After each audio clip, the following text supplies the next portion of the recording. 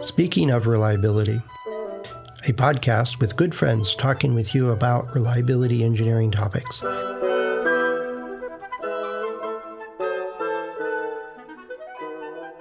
Welcome to Speaking of Reliability. This is Fred Schenkelberg. This is Greg Hutchins.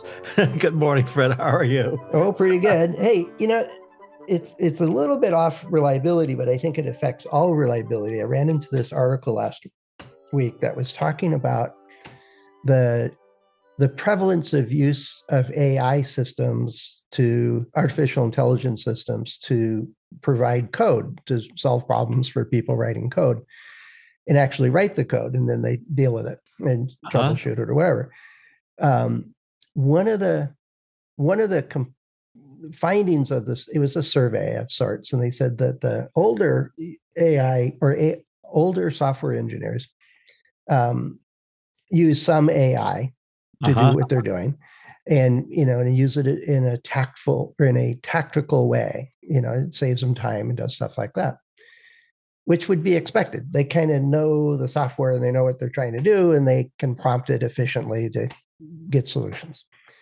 But they found that the younger, less experienced software engineers, generally out of school recently or new to the field, use AI like 2 to 3 times more often than the senior folks do, and are obviously lacking the ability or the step of understanding the code that the AI system's generating, so that when they, they say, hey, I want this green light to come on when this happens, and the green light comes on when this happens, and they say, okay, it's good. But the senior guys are commenting as that they're missing a step in learning what code does and doesn't do by understanding the fundamentals, the basics of, they might understand the language, they might understand this thing, but it's not as nuanced as having 5 years of coding experience and then getting promoted to a management position or an architect position or a more serious, project management type position, where understanding the fundament, I think architecture is the right term, of the software systems that you're trying to use and trying to fit into your business unit. If you don't have a grasp of, and I'll use a different analogy, if you don't have a grasp of how rebar and concrete work, it's really hard to build a garage, a parking garage. You need the hands-on fundamentals before you push it and expand it into bigger projects. Does that make, I'm paraphrasing, obviously. And when we started talking, I said, oh, I read this article last week, and now I have to go find it.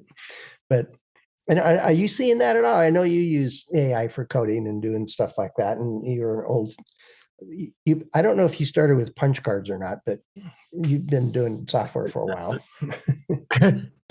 Yeah, this is what I'm going to share with you as a personal story, but it's sort of scary. So I'll give you some numbers. The biggest, what we would call startup incubator is called Y Combinator out of the Bay Area. Mm-hmm. Heard of them? Yeah, huge. They basically have built companies of about 350 billion. And 80% of this year's class for Y Combinator, 80% of their product coding, again, all the people that they support or fund are software shops. 80% of those software shops are using AI. Data point number 2, when we started coding many, many years ago, I used punch cards. Over the last probably 5 years, I've gone from from line by line syntax coding to what we would call low code, no code. And now about 80, 90% of our software is what we call vibe coding.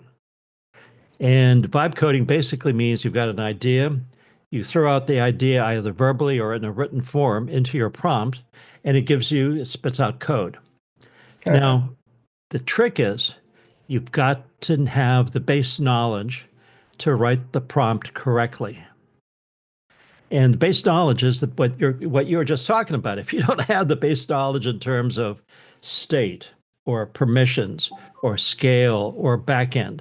You can't write the correct prompt. Otherwise, it's like shooting darts blindfolded at a dartboard, right? And what are the chances of your hitting the dartboard blindfolded?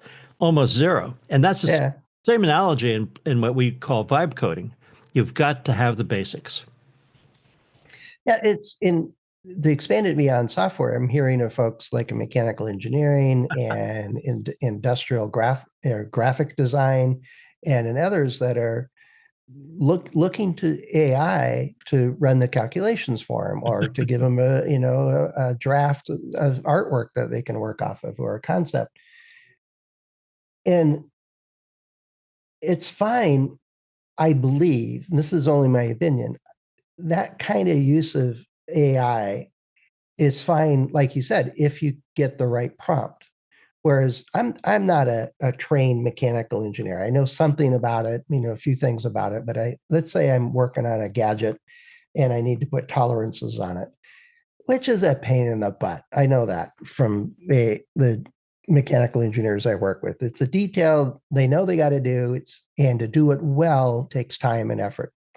But let's say you go into your CAD program and it has an AI thing that says add tolerances to this. If you just do that, it'll do a plus minus 10% on everything and put it in the notes and you're done. Cool. I got tolerances. But both you and I know that that's a disaster. One, you probably wouldn't be able to build the product if it's, everything is a 10 plus or minus 10%. It'd be loose, ill-fitting, just all kinds of weird stuff would go on with it. What are the critical ones? What are the ones that we really do need to hold to 1% versus, other ones that are more tolerant of that? No pun intended. But the idea is that if you don't know how and why tolerances are actually used, you forgot that lecture in undergrad, writing a prompt that does it quickly for you, it may say, oh, that's a great time saver.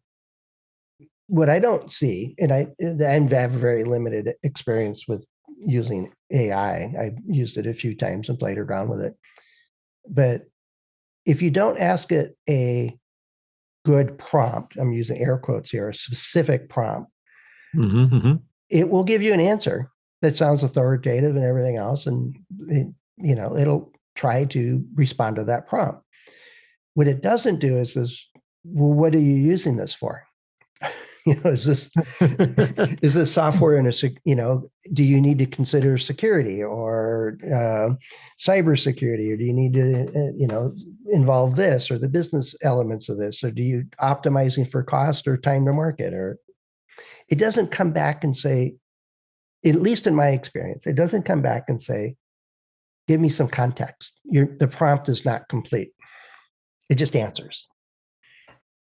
If in consulting, it took me many, many years to understand that as a consultant, it's really not the answer that's important. Mm-mm. It's, are you asking the right questions? That's right. And I found most of the time is then the client already knows the answer. They may not have believed themselves, but you kind of guide them to that, and then they still pay you. It's great. I love it. Yeah, that's called, verification and validation, right? They use you as the expert, Fred, to validate their thinking, their process, their method, and more importantly, deciding how they decide. You're the QA, essentially. Yeah. But you're right. It's about asking the right questions. It's have you thought of this? What about this aspect? How does this affect the business plan? What's the timeline for this? What options are viable? Sometimes just reframing something helps people see it better. I agree with you completely on that. It's the questions you ask are what they pay for. That's right. And hopefully you've got intelligent questions. So I'll give you a quick story on AI. It took us 2 months, 2 weeks to do a sort of a couple pages that were really critical on our engine for our software. And we were hard coding using some low code. And we had to deal with issues like state management and permissions, and which are the bigger issues for the system.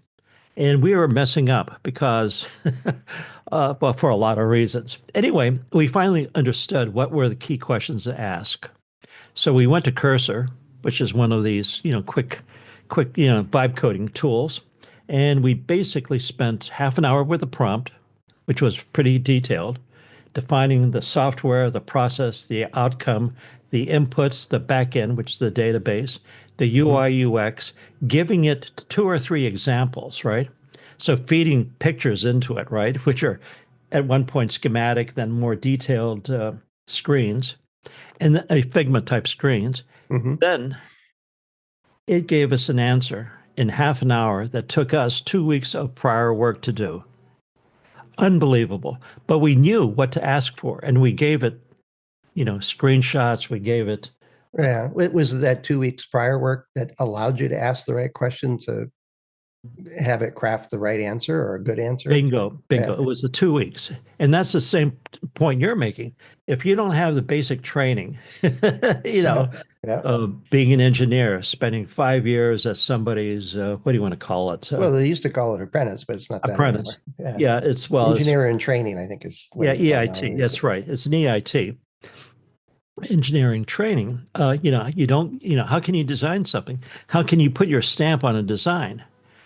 How can you build a product where you have stacks of tolerances and the stacking basically one tolerance interferes with another tolerance? Well, it's just impossible to build. Kind of, It I've run becomes into those impossible. before. Exactly. Yeah. Something as yeah, exactly. So you need to have that basic background. And what's happening is that a lot of these, what we call AI zealots or AI evangelists, say, no, no, no, no, this stuff can be done automatically. Wrong. You need to have the basics there. Yeah. Yeah. No, when there was an argument in artwork 6 months or so ago, somebody was winning art contests, and I don't remember all the details of it, but what she was doing was, here's an idea and prompted some art, I don't know what system it was, but prompted some images and then said, I want this part of this image and that theme of that image and this part of that image. And so she replaced the paintbrush or the CAD system or whatever system she was using to create her work with prompts. And could, at the end of the day, it was probably as much time of her, not mixing paint, but prompting the system to say, no, make that a little lighter, make that a little darker, add some more texture here, do this.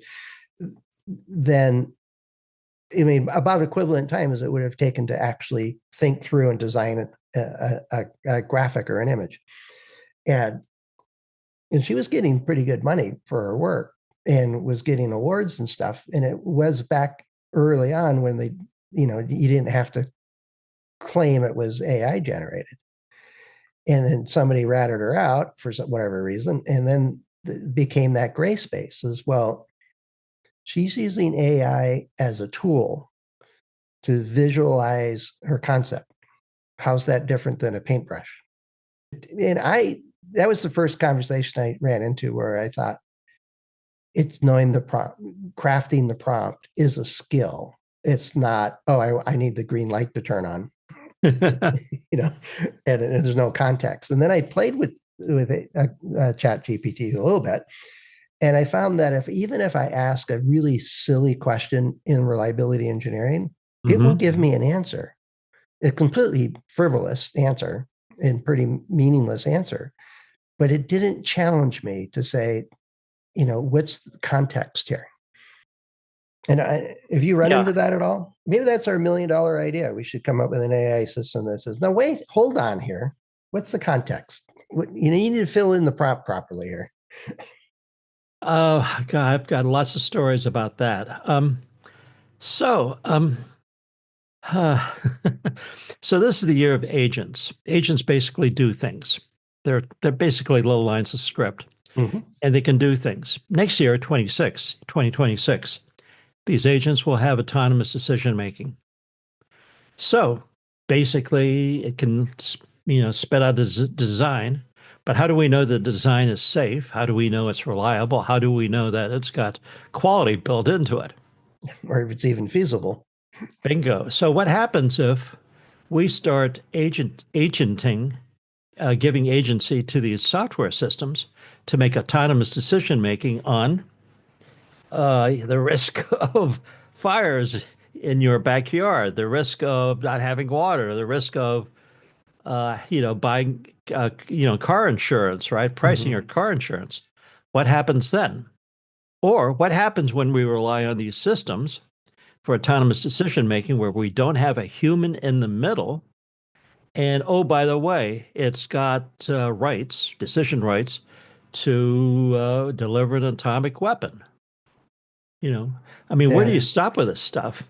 Well, I mean, we don't need to get off into the what if and stuff. I think what I started with was really um, the idea that the younger engineers are not getting the experience. And I ran into this with the first software applications to do regression analysis. Because when I started, it was manual on Weibull plotting paper, for example. You know, Uh-huh. I'd have a stack of data and I'd run the calculations, and I had a basic spreadsheet at that time, but I also would do it by hand and run the calculations out, double check my work, sit down and plot it, and then make a judgment: is this a good fit or not, and what conclusions I can come up with. It would take me 2 3 hours, a good stack of data to do that. And Hmm. then somebody came out with a software package that would do basic regression analysis. And I said, I think it was Bain. I think they're a big consultancy, but they had a software package that did regression analysis. And it was pretty powerful. I don't know if it's still around anymore. Hmm. Hmm. But so I'd feed the data into it, clean up all of the things, the O's that were zero or should be zeros and commas in the wrong place, and missing data and all kinds of different issues that you just don't think about when you're doing it by hand. Get it all in there, push the button, and it gives me a fitted curve. And of course, Hmm. the first couple I did were on data sets I already plotted. So I was comparing it to see if it was accurate or not. But what I found shortly after that, a few years later, is that as those regression packages and software packages became more prevalent, people would just stick the data in there and push the button and they get a result. And even though the result created an answer that was physically impossible, saying that the high failure rate for this product is 10 months before it was produced. And they would say it with a straight face looking at this graph. And I like, are you kidding me? And then even how in the world can you say that?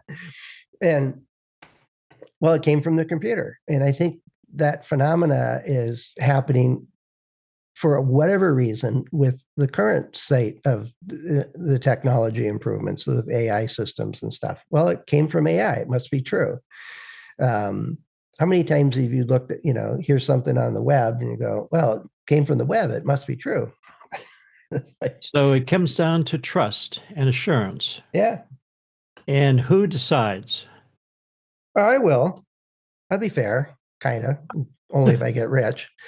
Well, you might be. You might be. So, Well, that goes all the way back to Socrates. I think it was Plato or Socrates, one of their books talks about, like, how do we govern?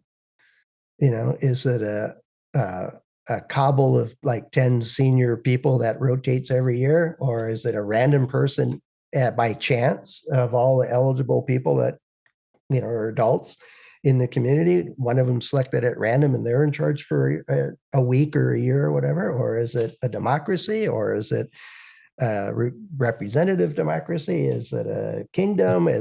He went through like 15, 20 different forms of government and came up with flaws in every single one of them. And I like, geez, I think I'm just going to avoid politics from here on out.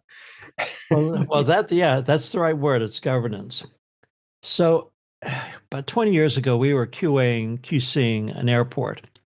As a matter of fact, it was SeaTac out of Seattle. Oh, good. I was going to say if it was Newark, you'd be in No, trouble. no, no, no, no, no, not New York, you know.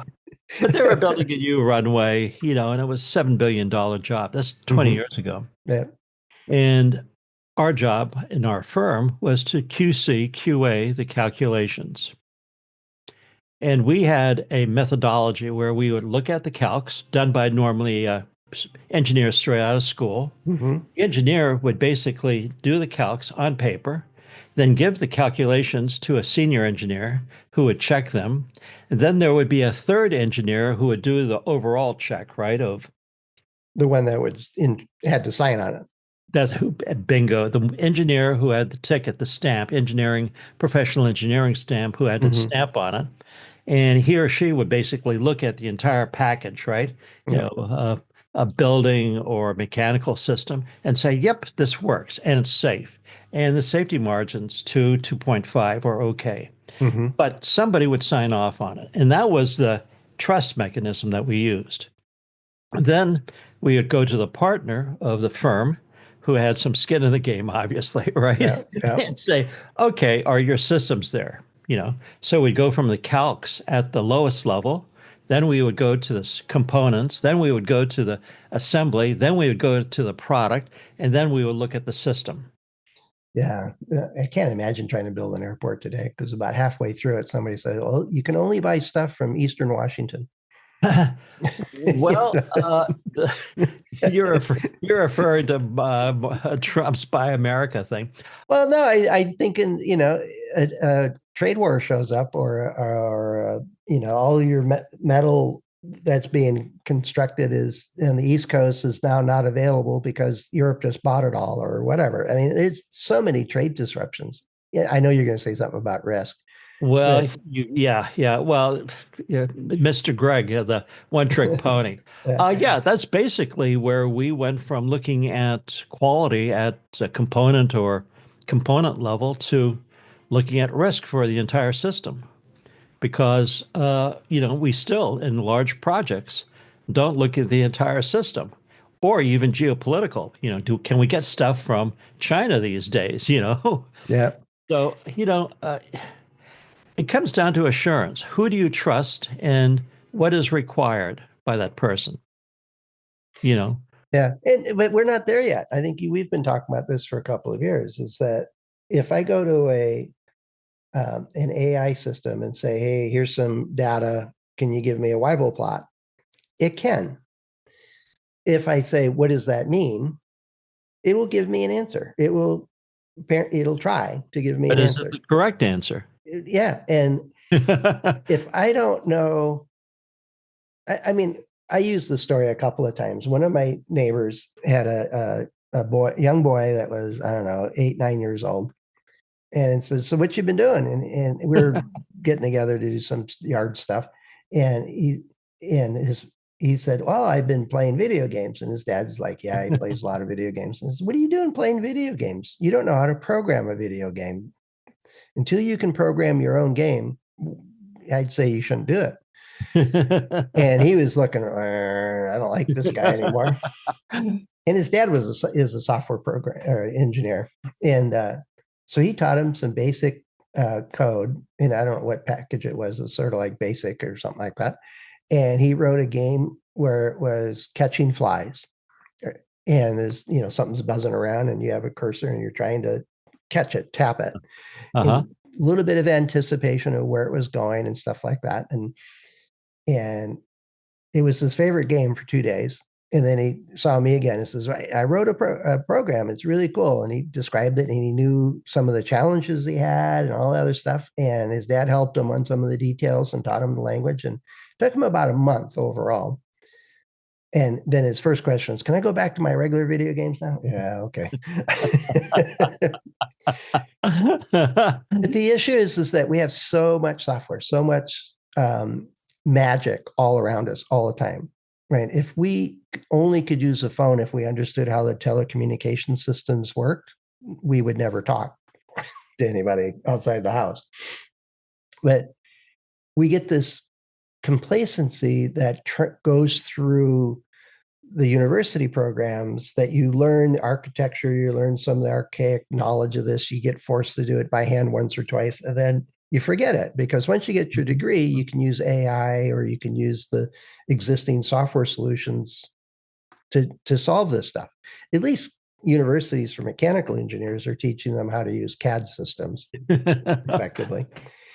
But I have found in my own experience is that AI, and like I said, I have very limited experience playing with it and trying to do stuff. What I found not useful was it didn't ask us the right questions. It didn't say it didn't counter the prompt to see if they got the prompt correct. And from our point of view, which is the assurance point of view, it comes down to trust. And when you're looking at AI, and by the way, this is a bleeding edge issue in AI. Mm-hmm. You know, that little project I was talking to you about with the feds Mm-hmm. basically came down to AI systems are doing things. And at what point can you trust the system? And how do you verify, validate it's doing the right thing at the right time, by the way, with the right ethics? Well, there's that, yeah, but it's also, I mean, I told you the story earlier about somebody got it out of their calculator or a regression program, and they Uh-huh. believed it without the fundamental knowledge that the result they got was, it's really not possible to have a zero mass as a result of this chemistry experiment we're doing. It's an additive process. We're putting 2 grams of this and 4 grams of that. How many grams of gas and of solids do we get at the end of it? And they Uh-huh. came up with a negative number. And I like, really? Didn't you think that might not be correct? But oh no, it came from my calculator. Um, and the, so and better once you get that vibe wear solution, or the vibe coding solution. You probably run it through its paces to see if it actually solved the problem. Whereas if you just hand it in and say, there's my solution, you're setting yourself up to be embarrassed. The trouble is the trust for a person that doesn't really fundamentally understand what they're doing can trust it all day long and be wrong. Absolutely right. And that's the big issue on these systems. It's, trust. Can we trust the machine or whatever we're using to do the right thing and come up with the right answer at the right time? Because Yeah. the machine right now does not understand context. Yeah. Yeah. Well, I'm going to leave it that as somebody's $1 million idea, maybe $1 billion idea is how do you get the system to detect that it needs to get more context? That might be it might be possible already, but I have no idea. But let's see what our audience thinks about this. So I don't know of much AI being used in reliability engineering. I suspect it is, and yet, is it working for you? Do you trust it? Is it trustworthy? Is probably a better term. Do you and others agree that it's giving you good results? And what's working or what's not working for you, or what challenges do you see? All that kind of good stuff would be good fodder for future podcasts. Plus, we'll try to get an answer to you right away if we have one. But without using AI, in my case anyway. But let us know. Head over to accendoreliability.com/go/SOR, and you can find a couple of ways to get in touch with us there. And Greg and I and the other hosts of the show are available through LinkedIn and our About pages. So plenty of ways for you to get in touch with us. I don't know. Greg, do you think we ever get comments or questions that are AI generated? I bet we do. They're called trash bots. Well, I get plenty of that email already, but there's also we Yeah. have to we have to talk again about an experiment I heard about. Is it was on Reddit, a forum called Change My Mind, and people will go there with a question, or is this the right way to approach this, or something like that.